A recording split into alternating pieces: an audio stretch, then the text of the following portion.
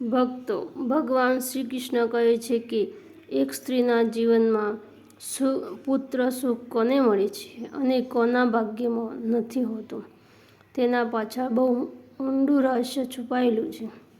ઘણી વખત જીવનમાં એવી ભૂલો થઈ જાય છે જેના પરિણામે આખી જિંદગી સુધી ભોગવવું પડે છે, અને આવી ભૂલો એક પતિવ્રતા સ્ત્રીએ ક્યારેય ન કરવી જોઈએ. નહીં તો તે કેટલીય પૂજાપાઠ કરે છતાં તેને પુત્ર સુખ પ્રાપ્ત થતું નથી. હવે ભગવાન શ્રી કૃષ્ણ એક એવી સત્ય ઘટના જણાવે છે કે જેને સાંભળ્યા પછી આજે પણ અનેક સ્ત્રીઓને સંતાન પ્રાપ્તિનો આશીર્વાદ મળે છે. તો દોસ્તો, આ જાણવા માટે તમે વિડીયોમાં અંત સુધી બન્યા રહેજો, તેથી તમને આ કથાને અંત સુધી ધ્યાનથી સાંભળવી ખૂબ જ જરૂરી છે. ભગવાન શ્રી કૃષ્ણ કહે છે કે એક વખત માતા લક્ષ્મી પૃથ્વીલોક પર ભ્રમણ કરવા આવ્યા. તેમણે જોયું કે ઘણી સ્ત્રીઓ સુખી હતી, ઘણી સ્ત્રીઓ દુઃખી હતી. કોઈ કહેતી હતી કે તેને સંતાન નથી થતું, તો કોઈ પુત્ર પ્રાપ્તિ માટે તરસી રહી હતી. આ બધું જોઈને માતા લક્ષ્મીનું મન વ્યાકુળ થઈ ગયું.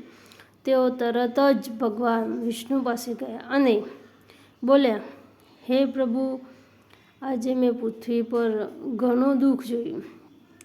કોઈ સ્ત્રી નિસંતાન છે તો કોઈ પુત્ર પ્રાપ્તિ માટે તડપી રહી છે. આખરે આવું કેમ થાય છે? કઈ સ્ત્રીના ભાગ્યમાં પુત્ર નથી હોતો અને એવો કયો ઉપાય છે જે કરવાથી પુત્ર પ્રાપ્તિ થાય છે? તો દોસ્તો, વિડીયો સુધી અંત બન્યા રહેજો. ભગવાન વિષ્ણુ સ્મિત કરીને બોલ્યા, હે દેવી, તમારા બધા પ્રશ્નોના ઉત્તર એક જ કથામાં છુપાયેલા છે. અને જો આ કથા એટલી પ્રભાવશાળી છે કે તેને માત્ર સાંભળવાથી પણ સૌભાગ્ય જાગૃત થાય છે. તેથી તેને ધ્યાનપૂર્વક સાંભળજો. આ માત્ર કથા નથી, પણ પૃથ્વી માટે એક આશીર્વાદ સમાન છે.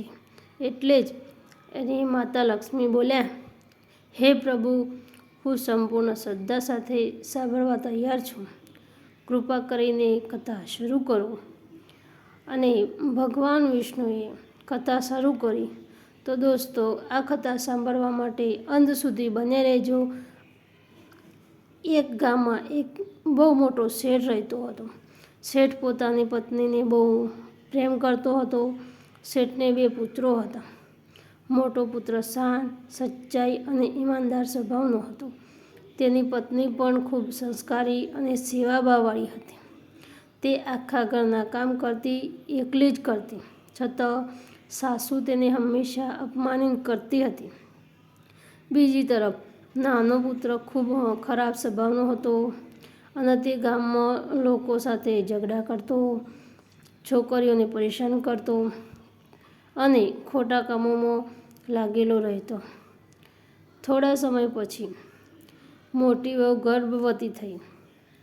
આ સમાચાર સાંભળીને સાસુ ખૂબ ખુશ થઈ ગઈ અને આખા ગામમાં ઘોષણા કરવા લાગી કે મારા ઘરમાં પૌત્ર આવવાનો છે.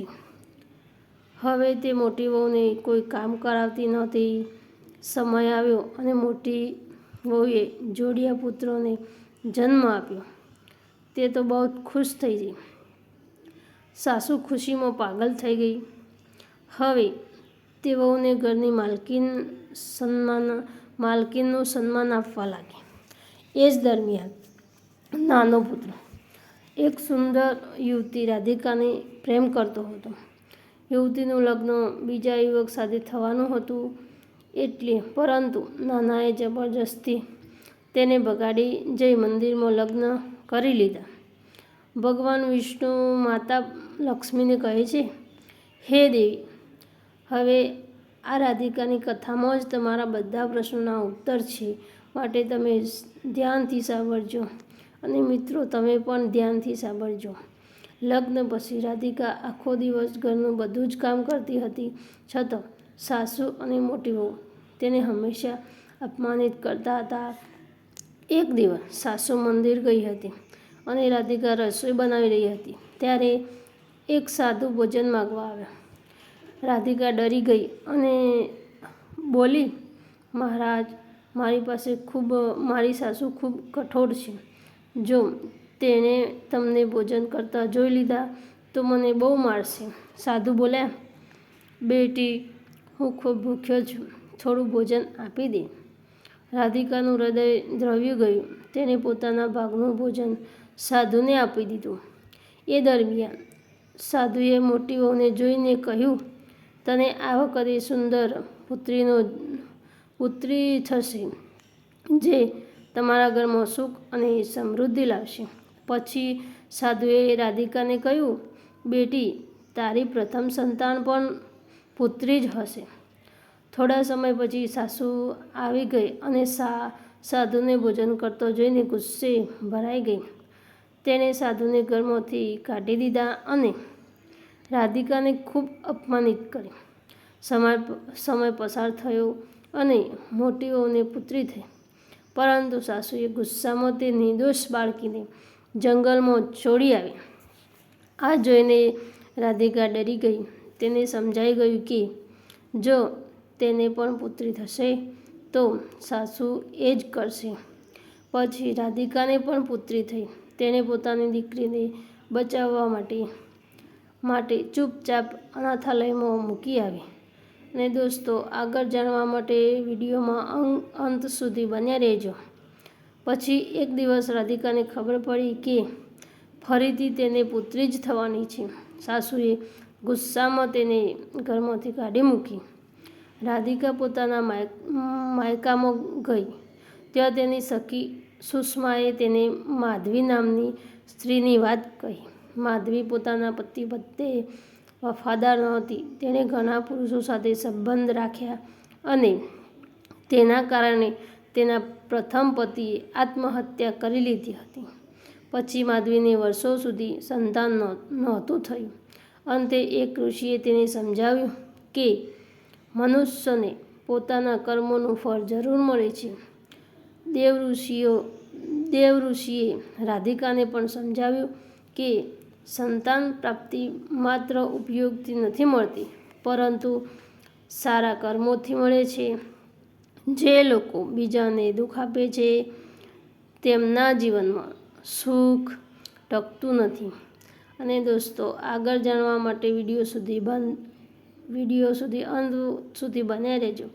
તેમણે રાજા દશરથ અને શ્રવણકુમારની કથા કહીને સમજાવ્યું કે કર્મોનું ફળ જરૂર મળે છે. પછી રાધિકાએ પોતાના જીવનમાં સારા કર્મો અપનાવ્યા. તેના પતિએ પણ બદલાવ લાવ્યો. ધીમે ધીમે તેમના જીવનમાં સુખ આવવા લાગ્યું અને અંતે રાધિકાને પુત્ર પ્રાપ્તિ થઈ.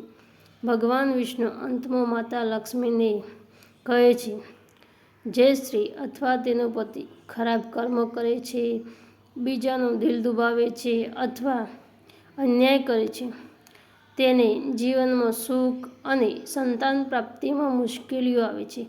જે સ્ત્રી પતિનો અનાદર કરે છે અને પરપુરુષ સાથે સંબંધ રાખે છે અને પરિવારની સેવા કરતી નથી, એ સ્ત્રીઓને તેના જીવનમાં ક્યારેય શાંતિ નથી આવતી. પરંતુ જે સ્ત્રી સદાચાર રાખે છે અને વહેલા ઉઠે છે, સ્નાન પૂજન કરે છે, પરિવારનો આદર કરે છે અને સૌ સાથે પ્રેમથી વર્તે છે, તેના ઘરમાં સુખ, શાંતિ અને માતા લક્ષ્મીની કૃપા વરસે છે. દોસ્તો, આ વિડીયો પસંદ આવે તો લાઈક, શેર અને સબસ્ક્રાઈબ જરૂર કરજો.